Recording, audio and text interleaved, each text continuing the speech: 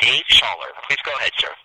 Thank you, Justin. Hello, everyone. Fight week is upon us. UFC 182, John Bones Jones versus Daniel Cormier for the light heavyweight championship this Saturday, January 3rd, live at the MGM Grand. You probably have seen these guys all over the media today. They are here with us right now. So without further ado, Justin, let's open it up for the first question. Thank you. If you'd like to signal questions, please press *1, your touch-tone telephone. If you're joining us today, use a speakerphone. Please make sure your mute function is turned off to allow your signal to reach our equipment. Again, *1 if you'd like to ask a question, *1. We'll pause for just a moment as he signals.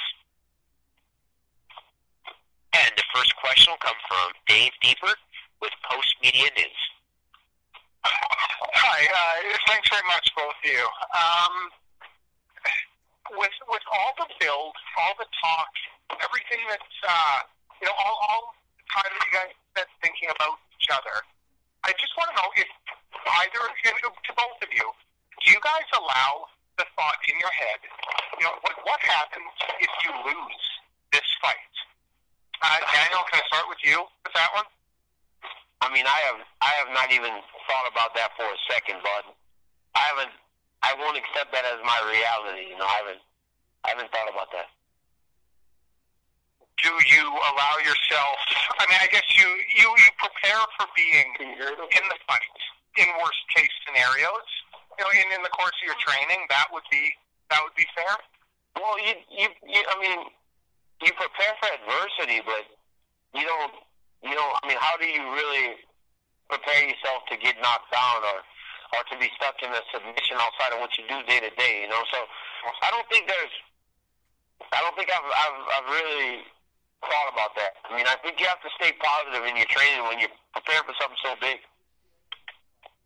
Okay. What about you, John? Have you, how do you allow that thought to enter your mind? What happens if I lose this fight?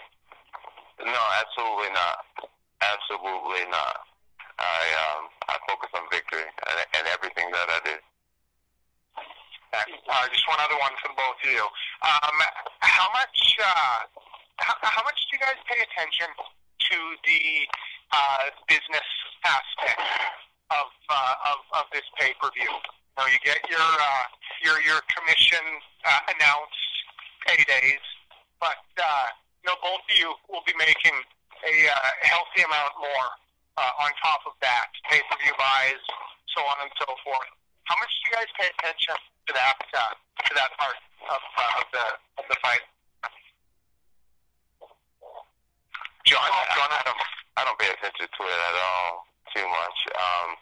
I mean, I'm not going to sit here and say I don't negotiate my fight person and things like that.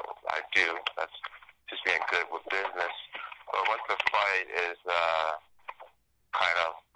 set numbers finalized, the pay-per-view buys and selling the fight, I really could care less. I'm about, I'm trying to get these titles. I'm trying to break these records. I'm pretty happy with what I'll get set price outside of the pay-per-view numbers. Daniel? Man, we have contracts and we have managers and agents that take care of that type of stuff. Obviously, you get a little excited if people seem interested because you'll make extra money. But I mean, these things, these last couple questions are things that are kind of so left field that it's just not necessarily things that you think about when you go into such a big fight. Okay. All right. Well, thanks you guys very much. Thank you. And next will be Neil Davidson with Canadian Press. Yes, thank you. Given all the talk and all the warm words, the bad blood going into this fight, do you think it's possible to bury the hatchet Saturday night? Do you think you'll shake hands afterwards and repair the relationship? Man, you gain a level of respect by sharing the octagon with someone. I don't know what's going to happen. I don't know what's going to happen after the fight.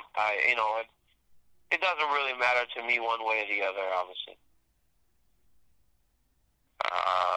Every guy has to be I've had a pretty solid relationship with. I'm cordial, and they're cordial, and I just kind of go on about my merry life. Thank you. Next question will come from Raul Alzada with Primera Hora. Hi, guys. Greetings from Puerto Rico. I was speaking with several martial artists, local martial artists, and we were discussing how the fight would turn out. Most agree that if Cormier managed to close the distance, he had a fair chance to win. But the thing is, Daniel, for his wrestling, half-court guys are pretty slow, and he hasn't fought the type of fighter that Jones is, with his range and crafty combinations and striking, and therefore Jones entered the fight as a heavy favorite. What do you guys think about that assessment, Cormier and Jones? There's no one way for anyone to win a fight. I think people are kind of getting, they're getting kind of like very narrow-minded in terms of how this fight can play out, how one guy has to win or one guy has to win.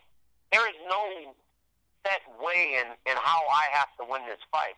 I mean, if I don't secure takedowns, that doesn't mean that I cannot win this fight. So, I think we need to look at it in a little broader, instead of being so narrow-minded.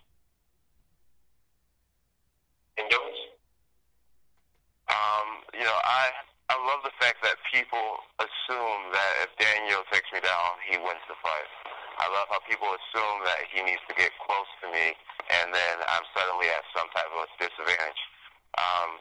Honestly, man, I'm so secure in my abilities as a fighter, in the clinch, dirty boxing, my jiu-jitsu, my top game, my bottom game, my wrestling. I really, I have no insecurities when it comes to my skill set.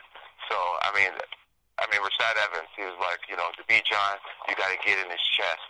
I'm like, okay, with me knowing that, you think I'm not preparing anything close range, anything from the bottom, anything.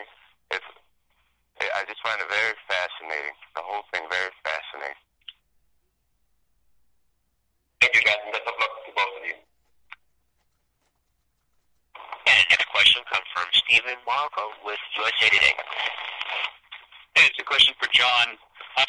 You had some initial reactions to the promotional videos that featured the brawl, and I think at one point you said you were actually offended by it, by the way the UFC promoted or marketed the fight between you and Daniel.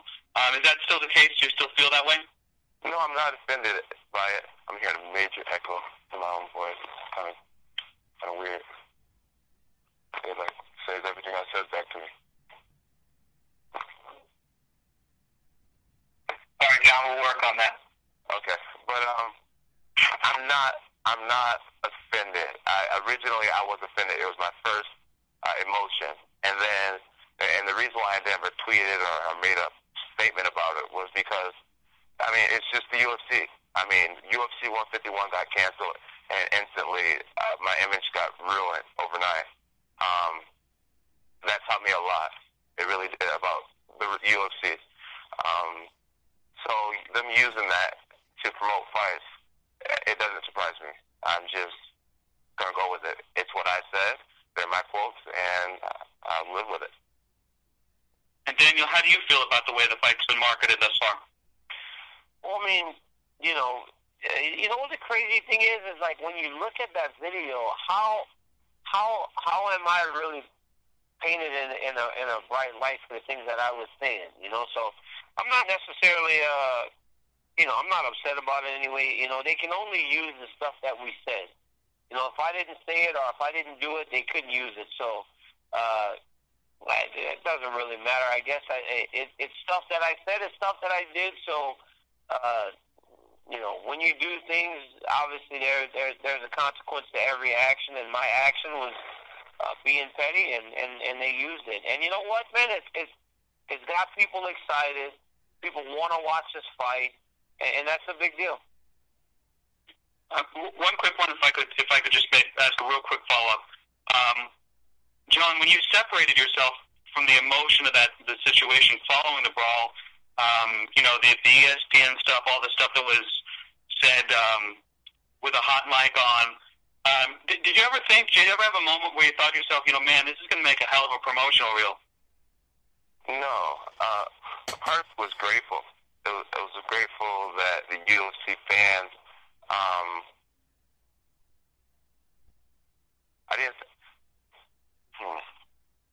I knew right away when I saw it that this echo is really killing me. It's like annoying. I'm thinking about taking my earpiece off.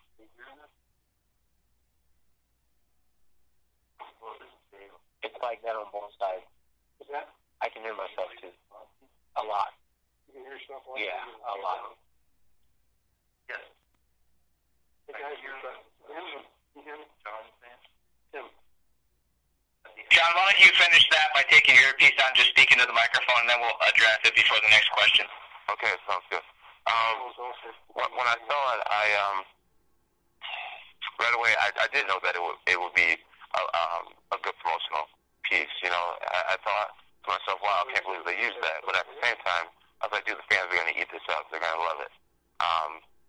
And a part of me kind of was glad that it came out. As a professional athlete, as a champion, as a Christian, and also as a person who's not supposed to be imperfect, I always try to be a professional, and that's why I have so many great endorsements, because I do try to carry myself like a person who you would want to endorse. But me, when I'm with my friends and family, I'm a real dude. I am just me. And for me to tell Daniel I would kill him, for me to swear, I made a conscious effort not to swear in the interview for my whole career, just because I want to have a clean image and I want to be endorsed by the companies I'm endorsed by now. And so for that hot mic to come out and for people to see that side of me, it was kind of a relief, because it's like, I am a Christian, and I do try to carry my image in a certain light, because I think it's important for the people I inspire and for endorsements. But at the same time, this is who I am. I will swear. I will tell a guy who told me he would spit in my face that I'd kill him. I would, call him the names I called him. So it was